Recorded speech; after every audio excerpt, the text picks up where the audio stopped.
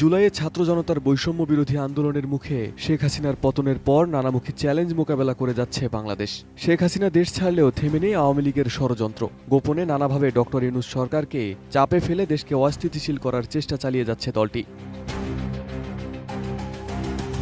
৫ August Sheikh হাসিনার পতনের পর থেকেই ঢাকার সাথে টানাপোড়েন বেড়েছে দিল্লির। বাংলাদেশের সংখ্যালঘু নির্যাতনের কথিত অভিযোগ এনে বারবার উদ্বেগ জানাচ্ছে ভারত সরকার। দেশটির গণমাধ্যমগুলোতে প্রচারিত হচ্ছে মিথ্যা বানোয়াট অতিরঞ্জিত খবর। হুমকি আসছে বাংলাদেশের রপ্তানি, ভিসা, এমনকি চিকিৎসা সেবা বন্ধেরও। শেষ অবধি হামলার ঘটনাও ঘটেছে দেশটিতে অবস্থিত বাংলাদেশ দূতাবাসেও। অবমাননা করা হয়েছে বাংলাদেশের পতাকা। এত কিছুর পরেও চরম ধৈর্যের পরীক্ষা দিয়ে যাচ্ছে বাংলাদেশ সরকার ও বিভিন্ন রাজনৈতিক দলগুলো।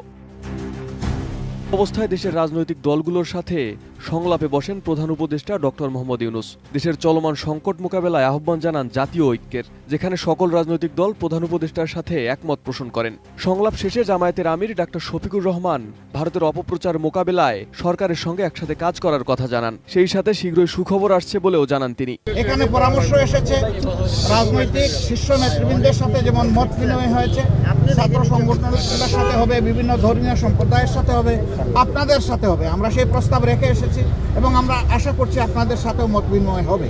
এই সমস্ত অংশীজনদের সাথে মত বিনিময়ের পরে একটা জাতীয় ঘোষণা আসবে সরকারের পক্ষ থেকে। আমরা সেই ঘোষণার অপেক্ষায় থাকব এবং এই ক্ষেত্রে আমাদের যার যা প্রয়োজনীয় পরামর্শ আমরা সেটা দিয়ে সরকারকে সহযোগিতা করব। ডাক্তার শফিকুর রহমান বলেন, দেশের সার্বভৌমত্বের প্রশ্নে কোনো ছাড় নয়। সব ষড়যন্ত্র মোকাবেলা করতে আমরা ঐক্যবদ্ধ। সরকার যাতে যৌক্তিক সিদ্ধান্ত নেয় সেটার জন্য আমরা সহযোগিতা করব। তিনি আরো বলেন, জাতীয় ঐক্যের ভিত্তিতে বিজয় এসেছে। চলমান ষড়যন্ত্রও আমরা ঐক্যবদ্ধভাবে মোকাবেলা করব। দেশি বিদেশি গণমাধ্যমকে কাজে লাগিয়ে প্রোপাগান্ডার বিরুদ্ধে লড়তে হবে।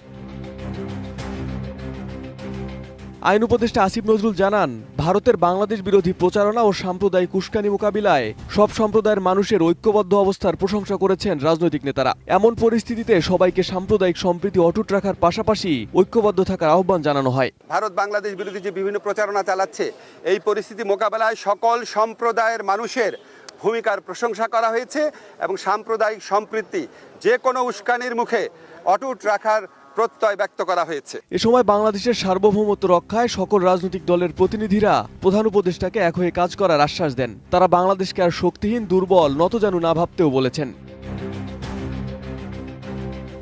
Arif Hasan, ATN news.